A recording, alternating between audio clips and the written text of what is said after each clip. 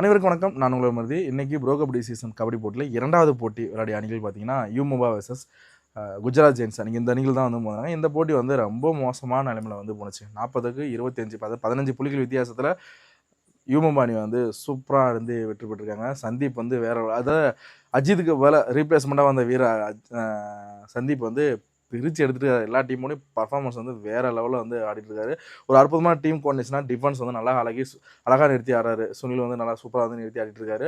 அதே போல் இவங்களை போட்டு புளிஞ்சு எடுக்கிறாங்க தான் சொன்னோம். ஏன்டா நம்ம இன்றைக்கி மேட்ச்சுக்கு வந்தோம் அப்படின்ற நினைக்கிற அளவுக்கு குஜராத் ஜெயின்ஸ் ஒரு ஆட்டம் வந்து நினைச்சு நம்மளே தோற்று போயிடலாம் போ அப்படின்ற மண்ணில் வரும்ல, அந்த மாதிரி வந்து குஜராத் ஜெயின்ஸ் ஒரு ஆட்டம் வந்து ஏன் அப்படி சொல்கிறேன்னா, எதிர்த்து நிற்கணும், எதிர்த்து நிற்கிற கபடி எதிர்த்து நின்று சண்டை போடணும்.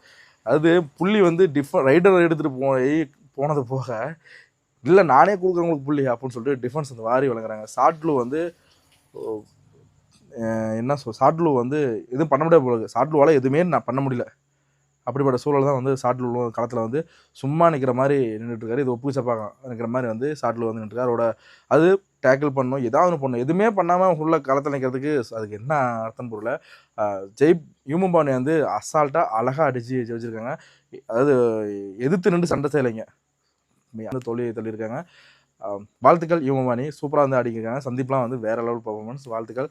சந்தன காற்று ஜன்னல் விசிறும் சருத்த நாளை உங்களை பேசுகிறேன். டாடா பேசி மீண்டும் இன்னொரு காணொலியில் உங்களை சந்திக்கும் முறை விடைபெறுகிறேன். தொடர்ந்து இணைந்திருங்கள் நம்மளோட சேனலில் ப்ரோ கபடி கொடுத்து கபடி தகவல் கொடுத்து பதிவு செஞ்சுட்டு இருப்போம். நன்றி, வணக்கம்.